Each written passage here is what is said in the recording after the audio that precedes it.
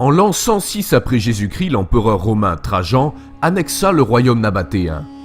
Dès lors, la ville de Pétra devint la capitale de la province d'Arabie, célèbre pour son commerce caravanier. Référence, livre de la chronologie de l'histoire ancienne. Voir aussi la carte, le royaume oublié des Nabatéens. Maxime de Tyr, dans ses dissertations, rapporte déjà au IIe siècle que les Nabatéens adoraient une pierre sacrée. Les Arabes adorent aussi, mais je ne sais quoi. Quant à l'objet sensible de leurs adorations, je l'ai vu, c'est une pierre quadrangulaire. De nombreux autres bétiles, pierres ou météorites taillées, parfois nommées également Kaaba, ont été adorés par les Arabes pré-islamiques qui voyaient en elles la manifestation d'une divinité céleste. Ces nombreux peuples païens désignaient ces météorites par pierre noire, un nom que l'on donne encore aujourd'hui à cette pierre noire positionnée dans le coin sud-est de la Kaaba, située à la Mecque, en Arabie Saoudite. Selon la croyance musulmane, cette pierre noire serait tombée du paradis. Elle fait partie intégrante de la foi musulmane et aurait comme caractéristique principale d'enlever les péchés de tous les musulmans. Les écritures islamiques authentiques témoignent de ce culte païen qui précédait l'islam à la Mecque et prouvent sans l'ombre d'un doute que le faux prophète Mahomet exécutait des rituels païens. Il sera pénible d'apprendre pour la plupart des musulmans que la Kaaba ne comprend pas qu'une seule pierre rédemptrice des péchés, mais bien deux pierres. On y trouve la pierre noire, mais aussi la pierre yéménite, qui se situe à l'angle sud-ouest de la Kaaba. Beaucoup de musulmans contesteront que ce n'est pas une pierre, en affirmant que c'est l'angle de la Kaaba, mais pourtant on retrouve des anciens arabes qui disent que c'est bien une pierre. Voici ce qu'on lit dans l'ouvrage intitulé Al-Tariq al-Kawim li Makka wa Bayt Allah al-Karim de Muhammad Tahir al-Kurdi al-Makki, tome 3, page 256. La pierre qui constitue l'angle yéménite remonte au règne d'Abd Allah ibn Zubayr. Un peu plus loin dans le texte, l'auteur affirme « En l'an 1040 de l'Hégire, le sultan Mourad IV procéda à la restauration de la Kaaba. Ce faisant, l'extrémité de la pierre formant l'angle se cassa, et la faille créée par la cassure fut colmatée avec du plomb. » Voici le témoignage tout récent d'un pèlerin qui s'interroge sur le coin yéménite. On voit clairement qu'il découvre avec stupeur que le coin comporte une pierre semblable à la pierre noire, car il dit « À ma grande surprise, j'ai découvert sur l'angle yéménite une chose étrange qui ressemble à une pierre portant des marques. Je voudrais savoir de quoi il s'agit et comment on l'appelle, et s'il nous est permis de le baiser comme nous le faisons pour la pierre noire. » Il est remarquable de constater que ce n'est pas seulement la pierre noire qui enlève les péchés des musulmans, mais aussi cette deuxième pierre qu'il tente de camoufler en utilisant seulement les mots angle ou coin yéménite. Pourtant, elle n'a rien de divin, puisqu'elle est faite en granit, une roche abondante dans les collines avoisinantes de la Mecque et partout en Arabie Saoudite. Voici des extraits rapportés par Ibn Hibban et authentifiés par le cheikh Albani dans le Sahih Targhib numéro 1139. D'après Abdallah ibn Omar, qu'Allah les agrée, le prophète, paix sur lui, a dit « Toucher la pierre et le coin yéménite efface les péchés ».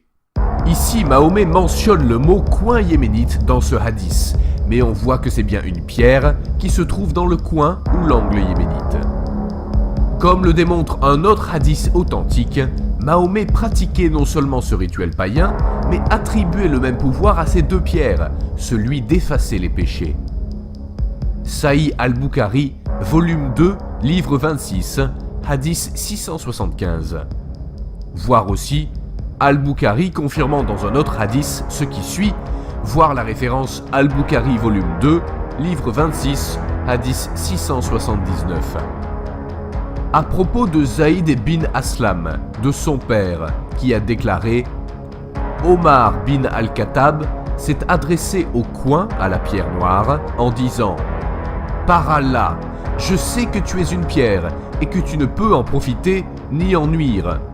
si je n'avais pas vu le prophète Mahomet te toucher et t'embrasser, je ne t'aurais jamais touché et embrassé. » Puis il l'embrassa et dit : « Il n'y a aucune raison pour que nous fassions le ramal lors du tawaf, si ce n'est que nous voulions nous montrer devant les païens, et maintenant Allah les a détruits. » Omar a ajouté : « Néanmoins, le prophète Mahomet a fait cela, et nous ne voulions pas le laisser. » On remarque incontestablement dans ce hadith que le compagnon du prophète à la Mecque, Omar bin al-Khattab, exerçait aussi cette pratique païenne du Hajj, tellement ancrée dans son esprit qu'il croyait dialoguer avec cette pierre noire, comme une entité vivante, et qu'il reproduisait fidèlement la croyance de Mahomet, et ce, même après la destruction des 360 idoles présentes à la Kaaba du temps de Mahomet.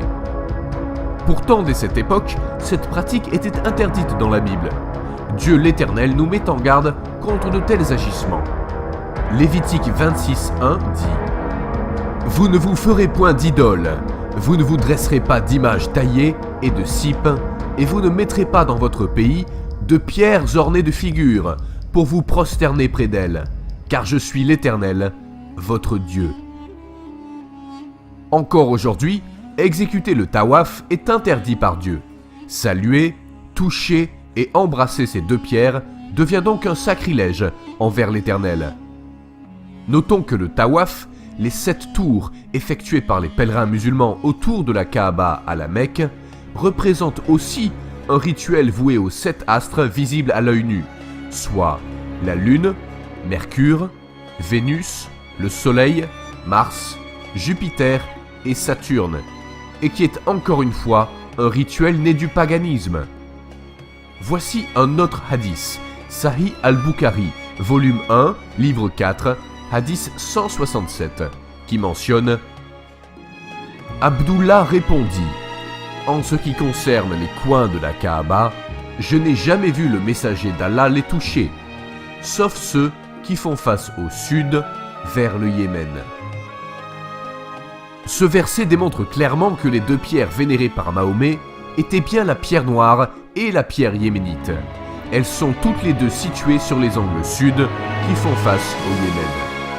La pierre noire est orientée au sud-est et la pierre yéménite vers le sud-ouest. Selon une croyance musulmane, il y a 1400 ans, une femme, Fatima bint Assad, aurait donné naissance à son fils sacré, l'imam Ali ibn Abi Taleb, à l'intérieur de la Kaaba, après s'être infiltré par la fente de cette pierre yéménite. En plus d'enlever les péchés des musulmans, cette pierre serait un acteur principal dans cette croyance musulmane, que l'on nomme Ar-Rukn al-Yamani, qui fait face au Yémen. Et qui pourrait croire que cette pierre yéménite ne serait en fait qu'une vulgaire pierre de granit ? Oui, vous avez bien entendu, voici une courte démonstration.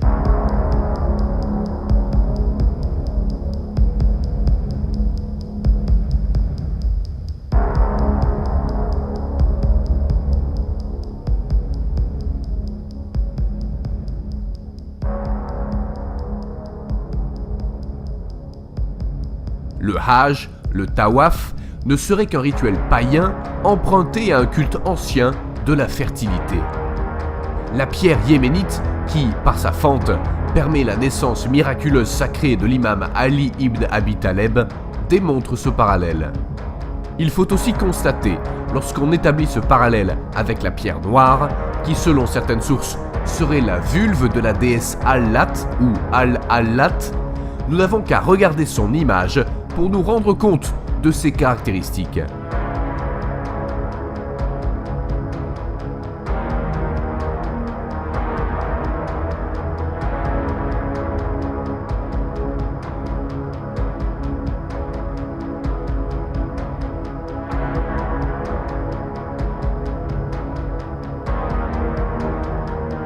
Une question se pose. Pourquoi la pierre yéménite, faite de granit, aurait le même pouvoir que la pierre noire venue du paradis ? Nous savons tous qu'une pierre de granit n'a aucun pouvoir divin. Pourquoi cet acharnement des musulmans à croire un tel mensonge ? Pourquoi lui donner des caractéristiques d'origine surnaturelle. Nous savons très bien qu'à l'époque du sultan Mourad IV, en l'an 1040 de l'Hégire, la pierre yéménite formant l'angle se cassa et la faille créée par la cassure fut colmatée avec du plomb.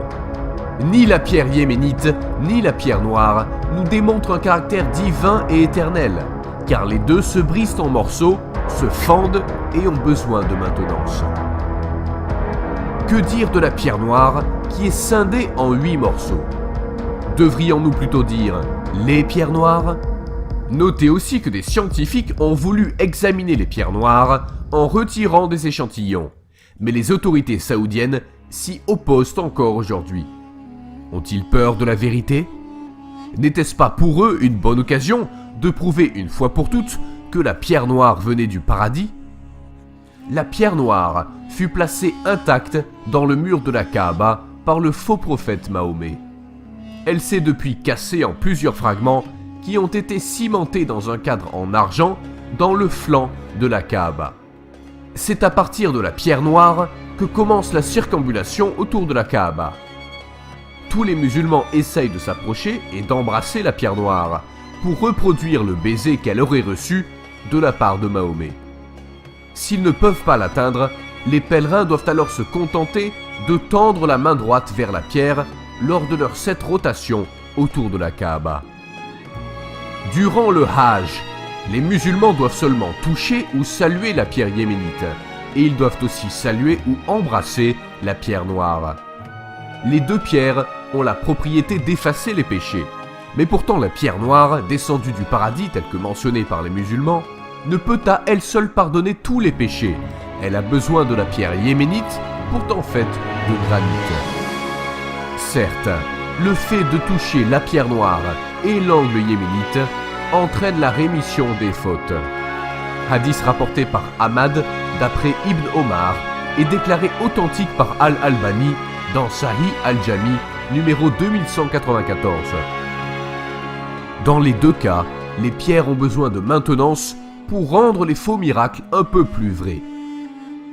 On constate qu'à l'époque pré-islamique, l'adoration des pierres et des bétiles était monnaie courante, et les anciens arabes leur donnaient des attributs divins. Ces nombreux peuples païens désignaient ces météorites par l'expression de pierre noire. Malgré que Mahomet détruisit les 360 idoles à la Mecque, la pierre noire et la pierre yéménite sont restés des objets d'adoration issus de cultes païens. Même Mahomet et ses compagnons continuaient à vénérer les pierres. Ils pratiquaient des rituels païens qui sont restés à l'ordre du jour. Les musulmans sont restés fidèles aux anciennes pratiques païennes de la Jahiliya, l'âge pré-islamique, l'époque de l'ignorance avant la révélation de Mahomet qui commence en 620, dans ce faux culte monothéiste qu'est l'islam.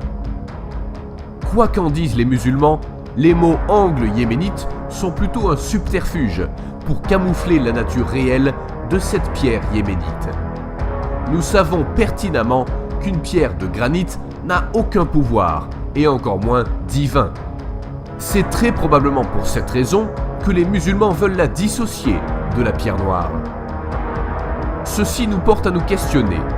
Pourquoi une simple pierre de granit aurait la même propriété qu'une pierre tombée du paradis, celle d'enlever les péchés des musulmans? Et pourquoi la pierre noire a incontestablement besoin de la pierre yéménite pour accomplir la rémission des péchés?